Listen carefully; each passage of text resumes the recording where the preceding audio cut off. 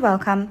I'm Lauren, and if you don't already know, I began my coloring journey in October 2017, and I've never looked back.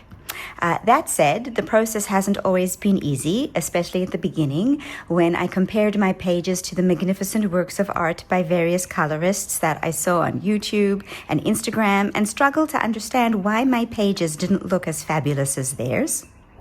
That isn't to say that I don't love my early pages or that I don't treasure the journey and appreciate the learning process. Nevertheless, the prior knowledge that I'm about to share with you would have made the process so much more easy and would have been of significant help. So the tips and tricks that I'm going to share with you today include some basic supplies, some knowledge of color theory, some understanding of lights and shadows, some knowledge about using the color gray, and some work with underpainting. So let's get started. Let's start with basic supplies. You do not need to go out and get the most expensive pencils or markers or pens that are available on the market. As a beginner, I recommend that you get one good set of pencils that has a nice range of colors. If you're on a budget, the set that I recommend is the CastleArts 120 set, which is what I have in front of me here. As you can see, it has a really nice range of yellows and oranges and reds, pinks and purples and blues and teals, greens and browns. Every once in a while, pencils are missing, and that's because I've actually finished using those ones. More pinks, purples, blues. Okay, there's also the complementary pastel tints and harmonious sets of colors, but you do not need to get those as a beginner. Later on, once you are comfortable in the hobby and you feel that you need complementary sets, you can consider purchasing them. Let me show you a page that I've colored with these pencils. Okay, so it is this page, yes, from Sprookjesbos by Tomislav Tomic. It's also called Wilansan. This is the Dutch version. And this whole page is colored with CastleArts. So you can see that you can get good blends, good layers, and they're a fabulous set of pencils for a beginner. Okay, let's put that over there. If later on you've decided that you want to progress to a more expensive set of pencils and you have the budget for it, I recommend one of two sets of pencils, either the Polychromos pencils or the Prismacolors, and your choice depends on what kind of colorist you are. So a little bit of information about colored pencils. Colored pencils are made up of a combination of wax and oil and pigment, okay? Some pencils have more wax, some pencils have more oil. Polychromos pencils have more oil in them, which means that they are slightly harder and they are a layering pencil. So that means that you layer one color on top of the other and you build up the color until you get the desired result. So if you're a layering colorist, these are the pencils that I recommend. And the page that I have colored using these pencils is this one. Okay, so not the background, but the owl, all right? So I used Polychromos pencils on the owl and on his jacket and on the ribbon. They're a wonderful layering pencil, but they are quite expensive, and there is only 120 pencils in the range. Okay, so that is if you're a layering colorist. The other set of pencils that is very beloved in the coloring community is Prismacolor. These pencils are primarily wax pencils, okay? Which means that the core is made up of wax, and because of that, they are softer and you can smoosh the colors together. So you don't need to layer as much as you do with Polychromos. You still layer a little bit, but you can blend very smoothly and get a good gradients. And these are the most popular pencils on the market. However, just like the Polychromos, they are not the cheapest. So again, figure out what kind of colorist you are before you choose. And let me just show you a page done with Prismacolors. So here you see we have This entire page is done with Prismacolors, and you can get smooth blends and combinations, and the pencils smoosh together, as we say. Okay, so yeah, first try out an inexpensive brand, and then move on to the more expensive if you can. But it doesn't really matter what pencils you choose, you can get fabulous results. Right, so if you are working with colored pencils, you're going to need a good sharpener and some good erasers. If you work with alcohol markers or watercolor markers or gel pens, then this isn't necessary. The two sharpeners that I recommend are the Tagal and the Dal 133. The Tagal sharpener is compact, and the sharpenings go into the little container, and it has 6 settings to adjust for the length of the point. I mainly use the 1 setting for Prismacolors and the 2 setting for Polychromos, and I love the sharpener because it sharpens really well, gets a really sharp point, and it also does not break the pencils. Okay, not so much Polychromos, but Prismacolors have a tendency to break, and so this sharpener is perfect for them. A tip for avoiding breaking is to turn the sharpener and not the pencil. I don't always follow that rule. I try to do it when I remember. And I've just sprinkled pencil shavings all over. Anyway, the other sharpener that I recommend is the Dal, okay? And this one is a crank sharpener. You open it up, you put the pencil, and you crank. Okay, and again, you get a nice long, sharp point. And I use this sharpener for my Castle Arts and some other brands of pencils that I have when I want to get a long, sharp point to get into tiny spaces. And this is a fabulous sharpener. I have rarely had a pencil break in this sharpener, so highly recommended. Okay, the erasers that I recommend are the Staedtler.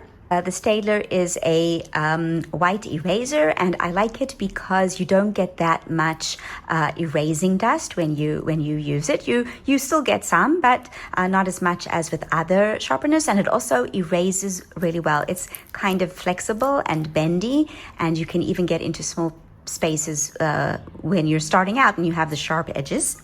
But for getting into small spaces, I recommend a Factus BM2. As you can see, mine is quite well worn. You can get replacement erasing strips for the, I think that's what they're called, erasing strips, to refill the eraser once you've gone down. And for really, really tiny spaces, you can use a Tombow Mono Zero. Yes, it's really, really small. You can also get refills for this one. Tombow also has a square one, but I've never found a need for it, so I don't have that one. Okay. Moving on to some other extras, okay? I know that many people have boxes of acrylic markers for coloring, but for pencil work, the only markers that you really need are black fine liners and acrylic white markers or gel pens. So you can have Posca. Posca comes in 2 different sizes. So you can have a thick nib, okay, or a thin nib for embellishments, or you can use a jelly roll, yes, or you can use a gel pen by this is a Japanese brand. It's called Langwao. It escaped me for a second. The Langwao gel pens, which I've been using more and more because they are absolutely fabulous. They get excellent flow. Or you can use an acrylic marker alternative to Posca by Artristro or Thule Art. These ones have plastic nibs. Okay, also have good flow. Or you can use an acrylic marker with a brush tip, an Artex or a Decorite, and they are great. These ones are a bit more transparent than some of the others. Or you can use acrylic paint and a paintbrush, whichever suits you for embellishments. But I highly recommend that you get a white marker or gel pen of some kind. Finally, a couple of supplies that are not a total must, but when we start to discuss underpainting, I'll talk about this a little bit more.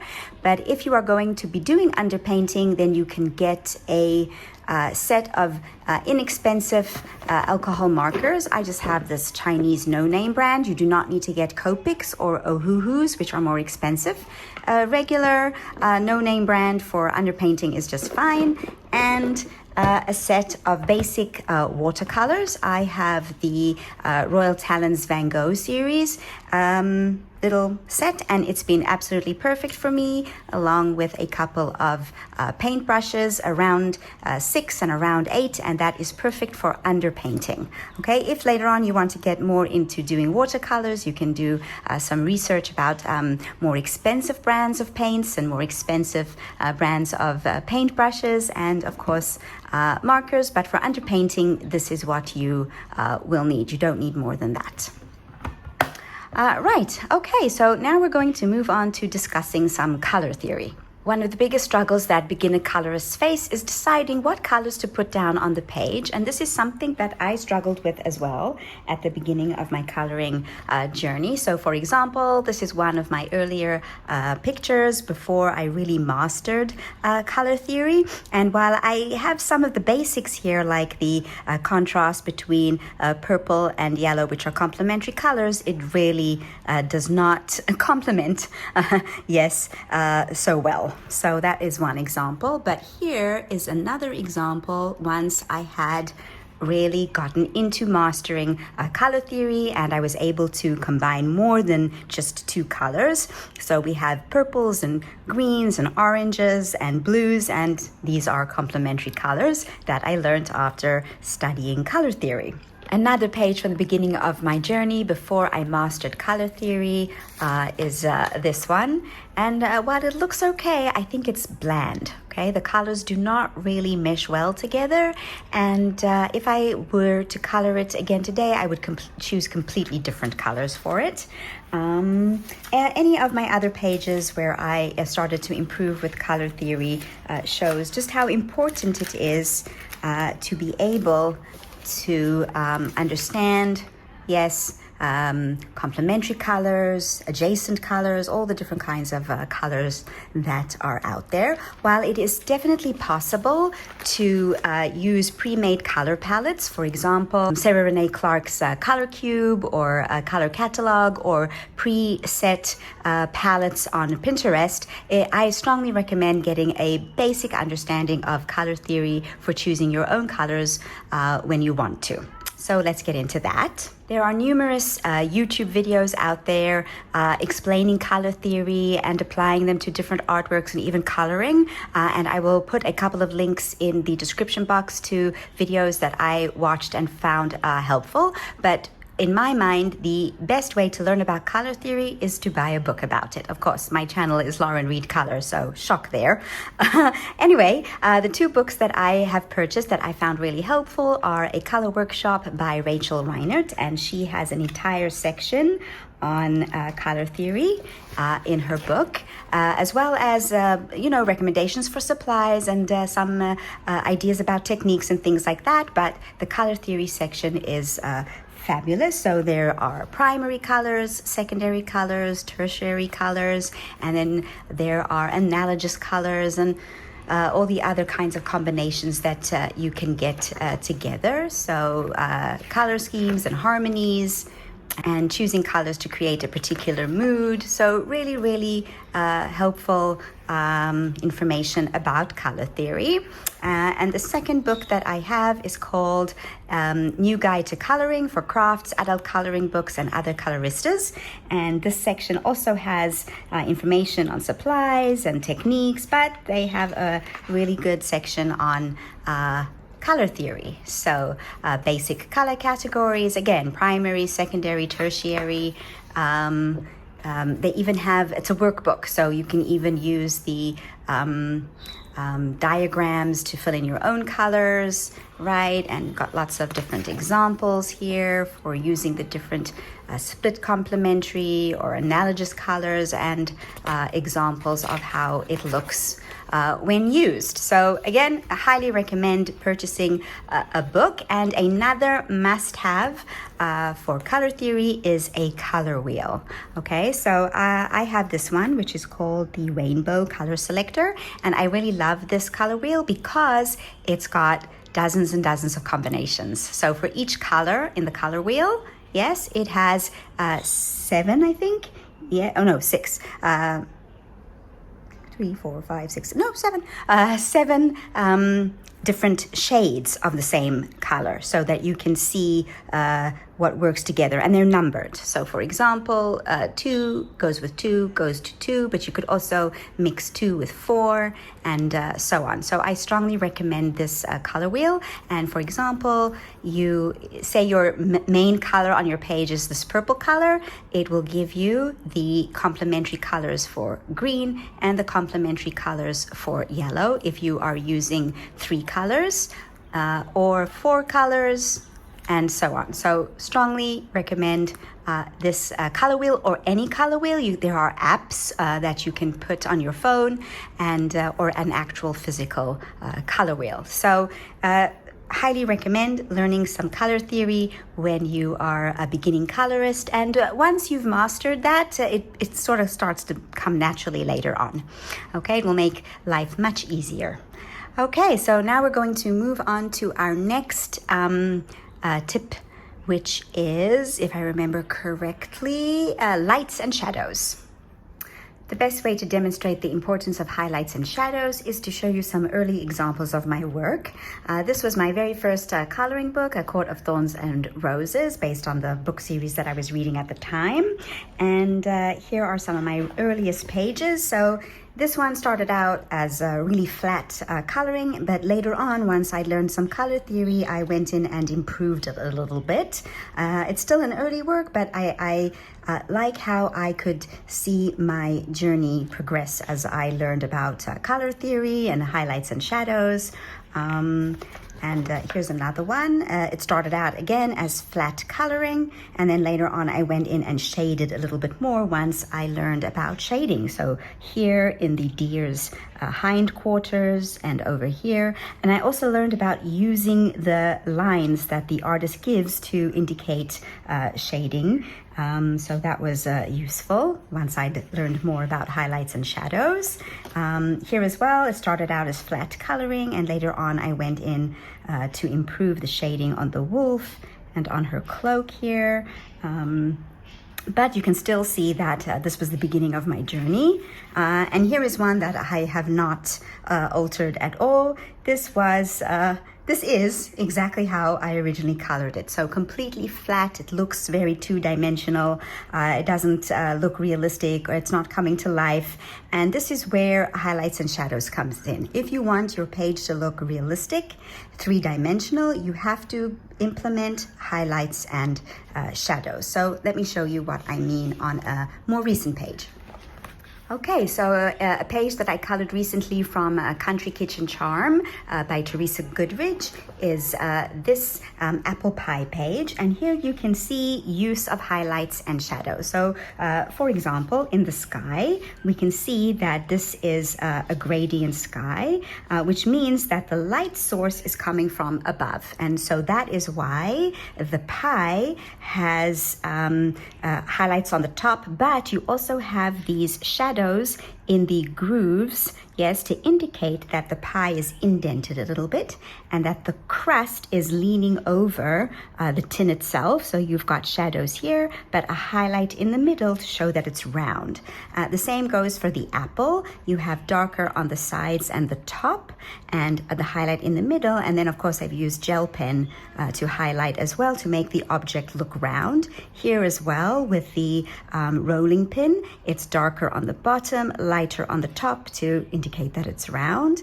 here too on the tin of flour, and so on. And here on the wood, you've got a shadow underneath the wood to indicate that it's on top of the tiles and casting a shadow. So this is what we mean by highlights and shadow. Highlights and shadow give dimension, it indicates light source, it makes the images look more realistic and pop off the page. And so it's really important to do some research on highlights and shadows. And those two books that I recommended earlier have sections on highlights and shadows as well. And there are also videos that you can watch on YouTube, which I will link in the description box. So I cannot stress enough just how important it is to implement highlights and shadows when trying to make your page look more realistic. Okay, and moving on to our next tip, which is related to this, and that is using the color gray. Okay, so let's move on to that. So let's talk about the color gray. I was discussing a page with a friend on Reddit. She had a foreground with animals and then a green background, and she felt that the animals were really merging into the green background and she didn't know what to do and she wanted some advice. So I told her that she should use gray to make the background look darker and to make the animals in the foreground pop forward.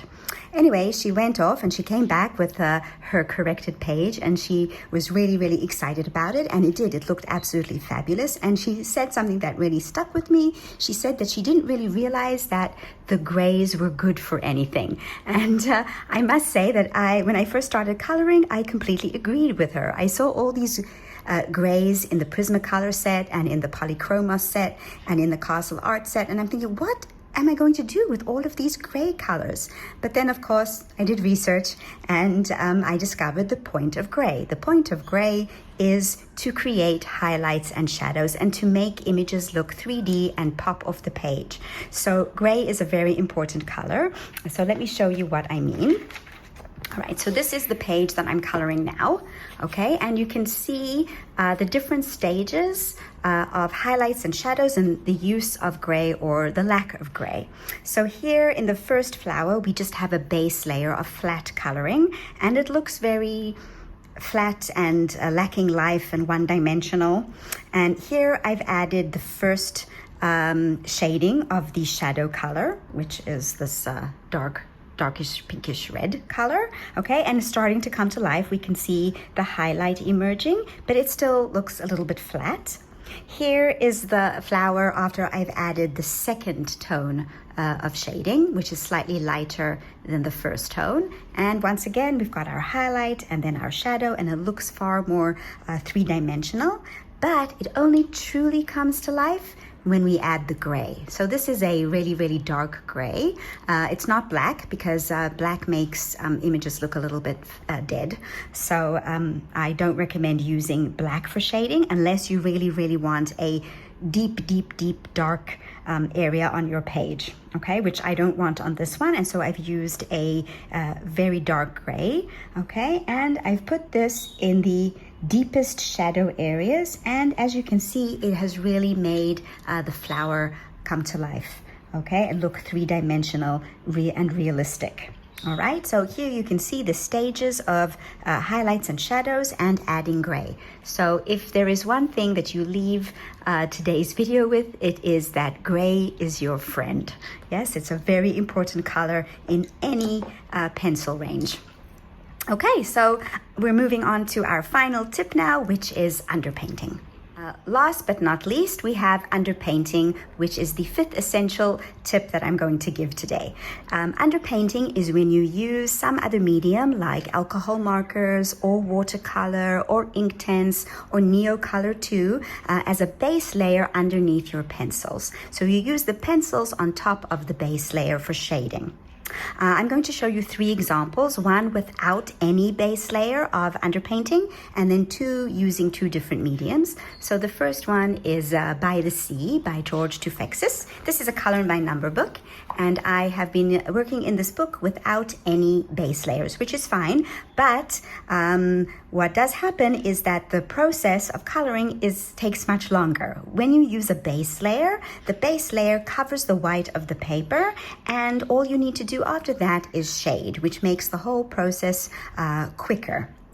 In addition, in a paper that does not have a lot of tooth to it, for example, in Erie's Romantic Country series, the paper is very smooth. If you put a base layer of a water medium like watercolor pencils or neocolors or Inktense, it's going to give more tooth to the paper for the pencil to grip when you lay it down. So that is one of the most significant benefits of using underpainting. So it makes the whole process of coloring quicker, and it adds tooth to the paper. But it's not for everyone. Not everybody enjoys underpainting. Okay, so let me show you 2 other examples. This is a page that I'm working on now.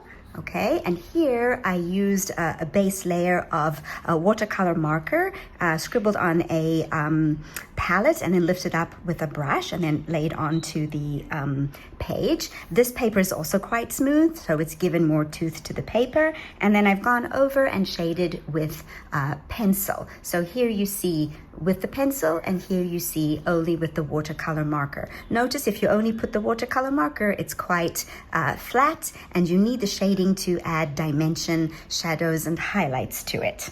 Okay, and the last example is also a page that I'm working on. The tutorial for how to do this is up on the channel, by the way. So here we have a base layer with Neocolor 2s, and again it looks a bit flat, and then we have shaded on the right hand side with pencils, so it makes it come to life. But by doing it this way, I have definitely reduced the amount of time it will take me to color this page. So underpainting is a very, very useful technique, and it also helps with indicating where you want your colors to go down, and is very helpful for that as well. Another tip when using water mediums in coloring books is to make sure that you use only small amounts of water. Using too much water will make the paper buckle and sometimes even seep through to the other side of the page. So make sure first to test the medium out in the back of the book to make sure that it works with watercolor, and use small amounts of water. Also, if you are going to use alcohol markers, it's important that you only use it in books that are single-sided. So for example, here the Creative Haven books are single-sided, so you can use you can use alcohol-based markers. Make sure to put a protective page underneath so that it doesn't seep through the page onto the facing page. Also, if you cannot use it in books that are double-sided. So for example, in Kirby Roseanne's books, you cannot use it because he has images on both sides, and if you use alcohol marker, it is going to seep through the page and go to the other side and ruin this image. So for Kirby Roseanne's books or any books that are double-sided, I recommend water-based mediums with small amounts of water, and alcohol markers in books that are single-sided. So thank you for joining me today as I've gone through my 5 essential tips for improving coloring pages as a beginner. I hope that you find these tips helpful, and if you would like to share your finished pages with me after implementing any of these techniques, I would love to see them, so you can tag me on Instagram. My Instagram is in the description box. So thanks again for watching, and I hope to see you soon. Bye for now.